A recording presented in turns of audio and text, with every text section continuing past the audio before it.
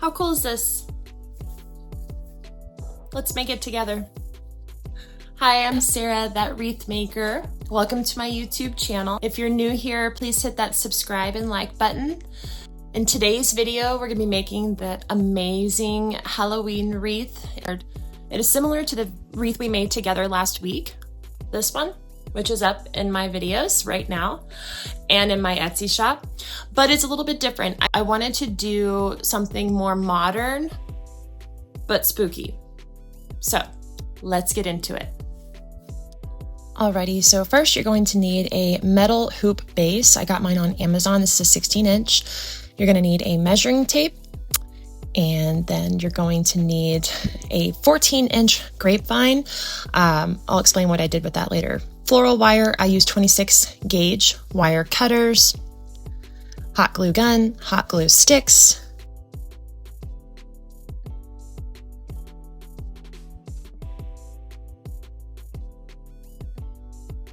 jute twine. I got this off Amazon.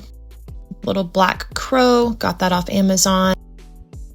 Your choice of florals that you want to use. I have these ferns laying around, so I'm going to be using those and just putting them in as accent pieces. Spanish moss, I got this huge bag from Hobby Lobby. What I'm doing now, I wanted to use a metal hoop base so I could have that modern take on spooky. Because I want to make this a fuller wreath, what I did was I took a 14 inch grapevine base that I got from Hobby Lobby. I folded it in half. When I folded it in half, most of the stems in the grapevine base broke naturally just from being bent, because Hobby Lobby's wreaths are much drier than Michael's. So when I bent them in half, it actually snapped, and then I just cut the rest. So I now have a 14 inch grapevine cut in half, and I just gently bent them out, almost trying to make a flat, like a straight line, so that I could have it stretched out a little bit, since I knew I was putting it on a 16 inch metal hoop base. So now you're ready to wire down that grapevine to your metal hoop base. So just simply wrap around your floral wire, get it nice and snug, and then you're going to add some touches of glue. Don't go crazy with the glue because it is already wired on there. You're good to go. But make sure you add that glue on the back side. Alrighty, so now you're ready to start placing in your florals however you would like to. I did not have a plan going into this. I just knew I wanted to do like a half moon wreath. I wanted it to be nice and full. I wanted to have more Spanish moss than I did in my other spooky wreath that I just did a video on, just because I love Spanish moss. I think it is so cool, and it really, really makes that black just pop. And me picturing in these little ferns as accent pieces, I think it's going to be really, really beautiful. So I started with gluing in that little black piece, as you can see, but then I changed my mind. I wanted to start with the Spanish moss. I really want to build from that Spanish moss and just kind of let my imagination go. So you do the same thing. You can do however you want. You can start with the black and finish with the Spanish moss, or mix it up, however you choose. You really can't go wrong. When you're working with Spanish moss, it is so messy. So be warned and aware, you are going to make a huge mess, but it is really, really beautiful. I like to pull off what I'm going to use, stretch it out. I hold it tight at the top and then just kind of brush my fingers through it and get any pieces that are going to fall off, and then I bundle it. So I tie it off at the top with my floral wire, I add glue, and then I either wire it into the base, which is what I'm doing today, or you can at that point, glue it onto something, since it's already held together with that floral wire and you've already added glue to keep it together. So yeah, you can do so many things with it. That is how I like to do it. So I'm just kind of going with the flow here. I wanted to add in these green fern pieces because I don't know, I just wanted to. So I'm getting those in. I'm going to start with these three. Now I'm going to start adding in some black and just kind of work my way around. I really like how it's looking so far. And yeah, at this point, just do whatever you would like. Whatever comes to you, whatever you want to place in there, do it. I think it would be really cool to add some even gold accent pieces, even like some purple, Halloween. You can have those bold colors and it would be beautiful. Do whatever you want. So if you're wondering where I get my florals, the black ones, I actually bought these. It's a mixture of Hobby Lobby, Michael's. Those are my two go-to stores. I love them.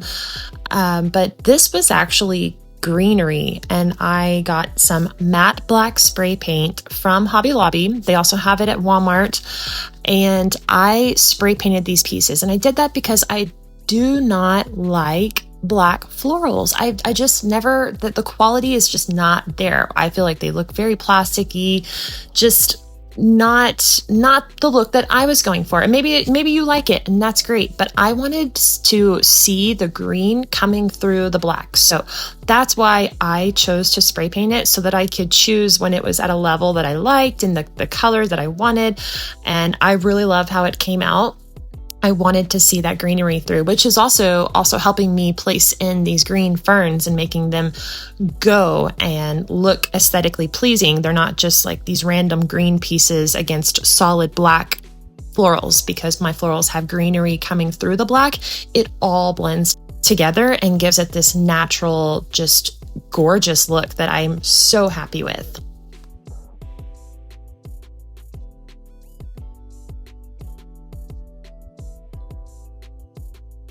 So if you've seen any of my other wreath making videos, you know that the back of the wreath is just as important as the front of the wreath. You want it to be aesthetically pleasing from both views, because maybe you have, or your customer is going to have a glass door. You don't want, you want it to be beautiful from the moment they leave the house to the moment they come back home and are happy the moment they see the beautiful wreath they just invested in.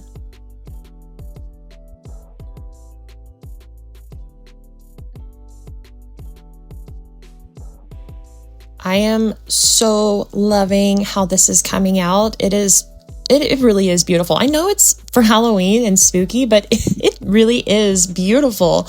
It's so full. I think it's so awesome how full this is, but yet it's on this simple, just very thin metal hoop base. It just, I don't know. There's just something about it. I love it. I hope you like it too. Now, of course, you can do this on a grapevine base. If you don't want that modern look, but you love the style of this wreath that I'm making, you can do the same thing on a grapevine. So what I'm doing right now is I am going to go ahead and place my door hanger on here, and because I'm trying to figure out where I want to put this bird. I'm reaching the finishing touches point of this wreath, so I'm kind of jumping ahead. My imagination is just going, and I want to know where I want to put this bird so that I can move forward from that point. So I have to start with the door hanger. I wanted the bird in the center, I thought originally, but then I realized that won't work for someone who's hanging this wreath like on a door hanger outside. They would just hit the bird every day. So I'm thinking I'm going to put the bird kind of more over to the right, next to the center where the door hanger will be. I think that would be just as beautiful. So I'm starting with knowing where that door hanger is, so that then I can move forward. And what I'm going to have to do for the little bird is create a jute twine place for him to stand. Since this metal base is thin, he needs something good to support and where I can glue his feet on and wire him down, because I don't want him to fall off.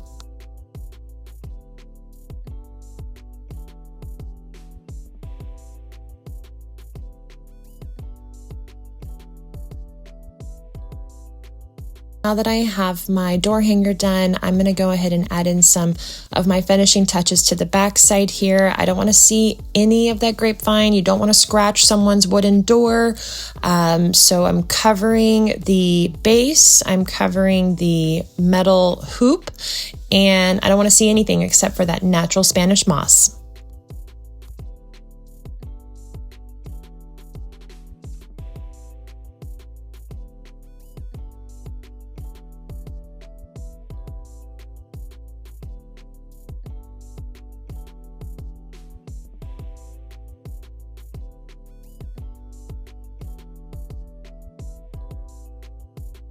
Okay, so now it's time for me to figure out where I want to put this little cute bird.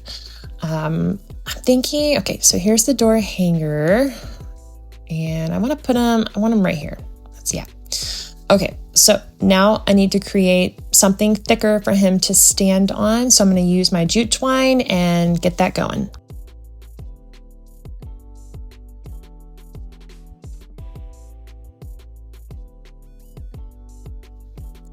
So I decided I really love the metal hoop, but I want to add a touch of nature to it. And I just decided I'm going to start gluing some moss to this metal hoop because I think it will make it pop. And even though it still keeps it modern, but it gives it that natural touch as well, which I love. And I think it'll look really cool.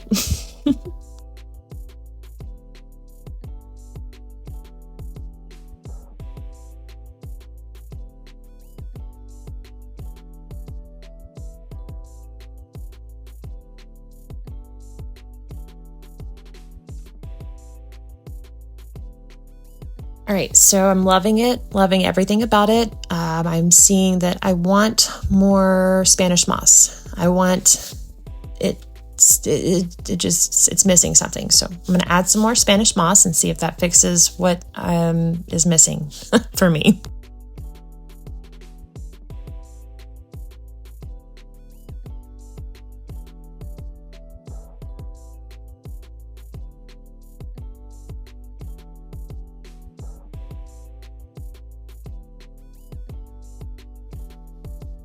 Alrighty, so this is the point where I realized I'm obsessed with this already. I love it. I love that I added more Spanish moss. It's exactly what it needed. The bird is in a perfect spot. I love the moss on the base. I literally couldn't be happier, but it's still missing something.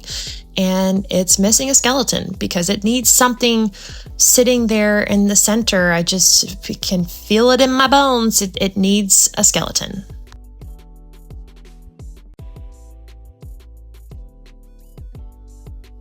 Yeah, yep. I mean, he looks so perfect there. I mean, it's exactly what it was missing. He's just waving, he's welcoming you home.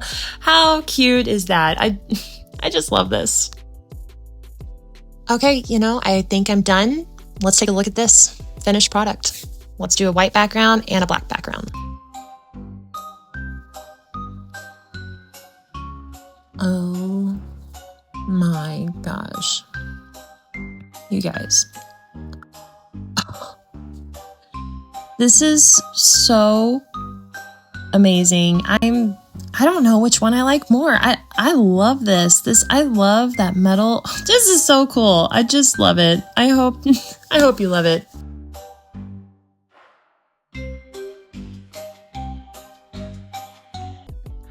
Alrighty, there you have it. That is the modern spooky graveyard wreath. I hope you enjoyed this video. I hope that you will create something of your own. If you love this wreath, it is available in my Etsy shop. My Etsy shop is Vine and Flower Co. So be sure and check that out. I hope that you will stick around, hit that subscribe and like button. I've got a lot more videos headed your way. I'll be sharing a full tutorial of my black pampas grass skeleton wreath next. This is what it looks like. This wreath is an Etsy pick. It is a bestseller of mine and very popular staple piece in my shop around Halloween. And I know it seems early, but home decor lovers, small business owners, we have to plan ahead. Keep an eye out for that tutorial of my black pampas grass skeleton